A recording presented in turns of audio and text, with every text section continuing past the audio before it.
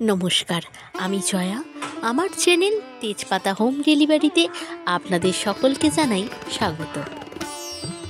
আজকের দুপুরের আয়োজনে রয়েছে ভাত, পোস্ত দিয়ে বেগুন ভাজা, ধনেপাতা দিয়ে পাতলা মুসুরের ডাল, পুঁই মেটলের চচ্চড়ি আর গোটা পোনা মাছের ঝাল।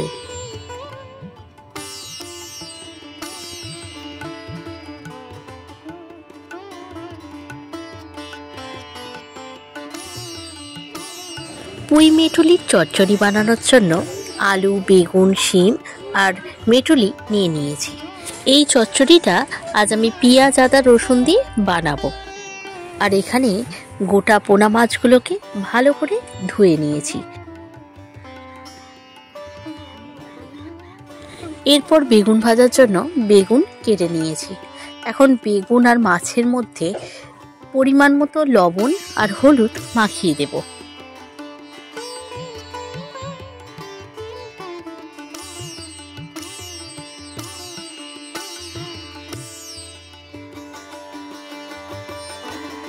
এদিকে মুসুর ডাল সিদ্ধ বসিয়ে দিয়েছি আর কড়ায় সর্ষের তেল দিয়ে তেল গরম হতেই বেগুন ভেজে নিচ্ছি।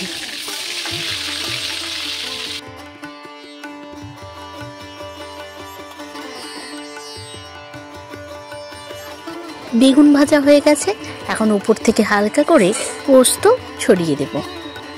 এরপর পুঁই মেটলের চচ্চড়ি বানিয়ে নেব। প্রথমেই বেগুন আর শিম একসাথে ভেজে নেব। এইভাবে শিম বেগুনটা হালকা করে ভেজে নিয়েছি, এখন তুলে নিচ্ছি। এরপর আলু ভেজে নেব।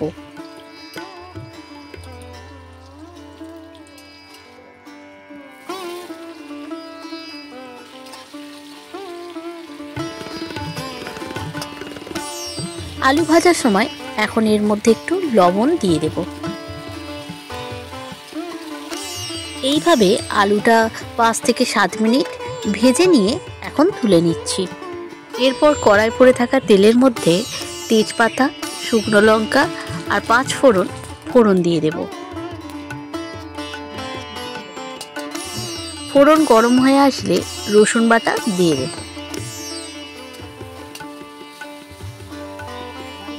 রসুন হালকা করে ভেজে নিয়ে এখন পেঁয়াজ কুচি দিয়ে দেব।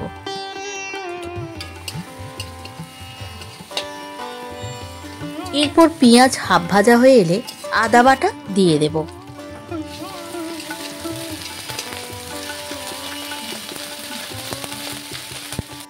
তারপর টমেটো কুচি দিয়ে দেব।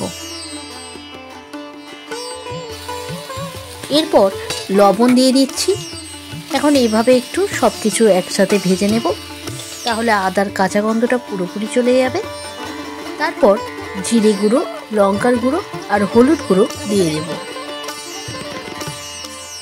এখন এর মধ্যে একটু জল দিয়ে ভালো করে গ্রেভিটাকে রেডি করে নেব।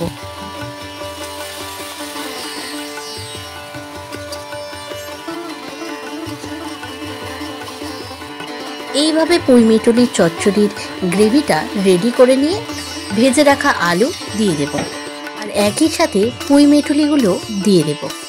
এখন সবকিছু খুব ভালো করে মিশিয়ে নিতে হবে।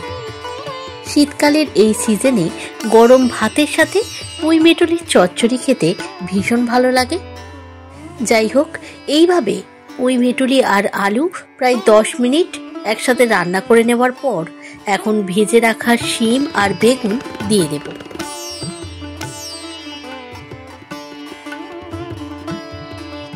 মশলার সাথে প্রতিটি উপকরণ খুব ভালো করে এইভাবে মিশিয়ে নিয়ে এরপর পরিমাণ মতো জল দিয়ে পুঁই মেটলি, আলু সবকিছু যতটুকু সিদ্ধ হতে বাকি আছে সেটা সিদ্ধ করে নেব। এখানে আর একটা কথা বলে রাখি, এখন যেহেতু গাছে সবে মেটুলি ধরা শুরু করেছে, তাই মেটুলিগুলো এখন যতটা নরম রয়েছে পরে কিন্তু তা থাকবে না, তুলনামূলক একটু শক্ত হয়ে যাবে। তাই তখন রান্না করার আগে মেটুলিগুলোকে হালকা করে ভেজে নিতে হবে কিংবা জলের মধ্যে হালকা ভাপিয়ে নিতে হবে। মেটুলি ও আলু সিদ্ধ করার জন্য চচ্চড়িতে যে জলটা দিয়েছিলাম সেই জলটা এখন পুরোপুরি শুকনো হয়ে গেছে আর মেটুলিও সিদ্ধ হয়ে গেছে।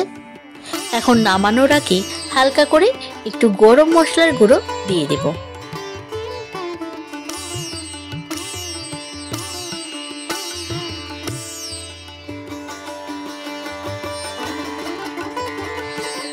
এরপর মুসুর ডাল ফোড়ন দিয়ে দিচ্ছি।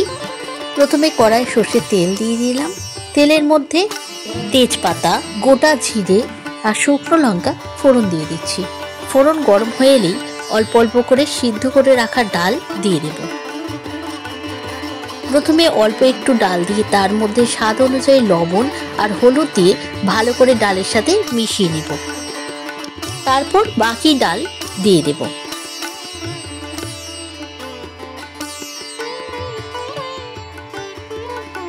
হলুদ ডালের মধ্যে খুব ভালো করে মিশে গেলে তারপর পরিমাণ অনুযায়ী জল দিয়ে ডাল খুব ভালো করে ফুটিয়ে নিতে হবে।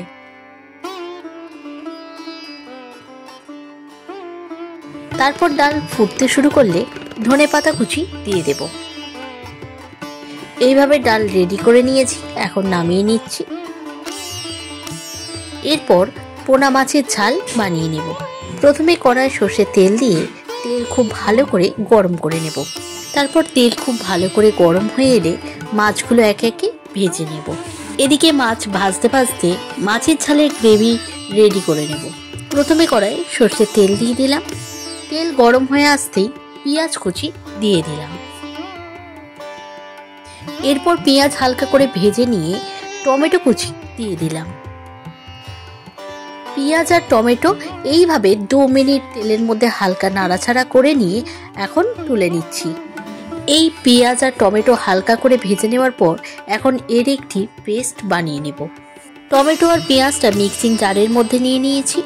এর মধ্যে দিয়ে দিচ্ছি 1/2 চামচ সাদা সর্ষে, 1/2 চামচ রসুন বাটা, আদা বাটা ও কাঁচা লঙ্কা বাটা।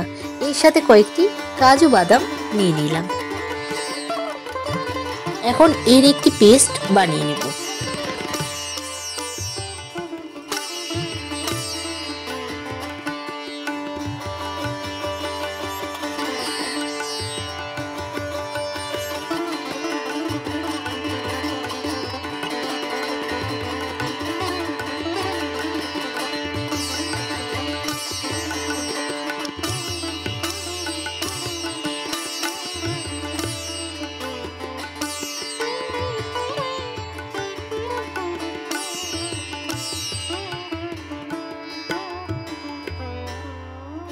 সব মাছ এইভাবে ভেজে নিয়েছি।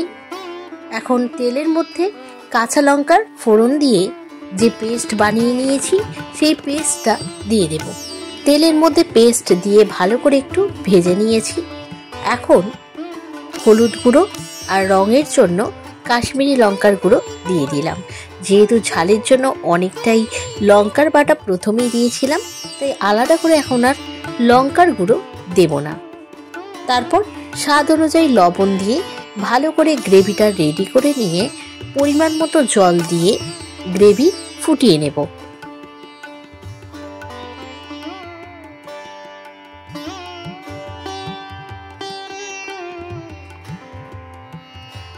গ্রেভি খুব ভালোভাবে ফুটে গেলে ভেজে রাখা মাছগুলো গ্রেভির মধ্যে দিয়ে আরও 5 মিনিট মাছ ফুটিয়ে নেব।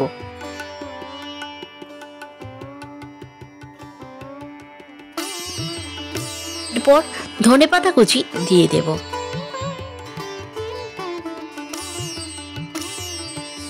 মাছের ঝাল এখন পুরোপুরি রেডি হয়ে গেছে, নামিয়ে ফেলবো।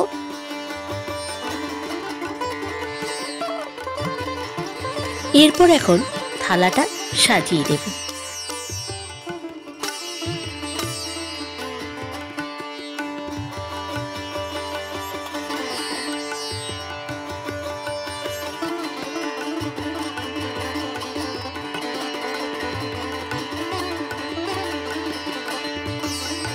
আজকের ভিডিওটা ছিল এতটুকুই। পরের দিন আবার নতুন কোনো রেসিপির সাথে নতুন কোনো ভিডিও নিয়ে চলে আসবো আমার চ্যানেল তেজপাতা হোম ডেলিভারিতে। আপনারা সুস্থ থাকবেন, ভালো থাকবেন। ভিডিও ভালো লাগলে অবশ্যই লাইক, কমেন্ট ও শেয়ার করতে কিন্তু ভুলবেন না। আজ এটুকুই, ধন্যবাদ।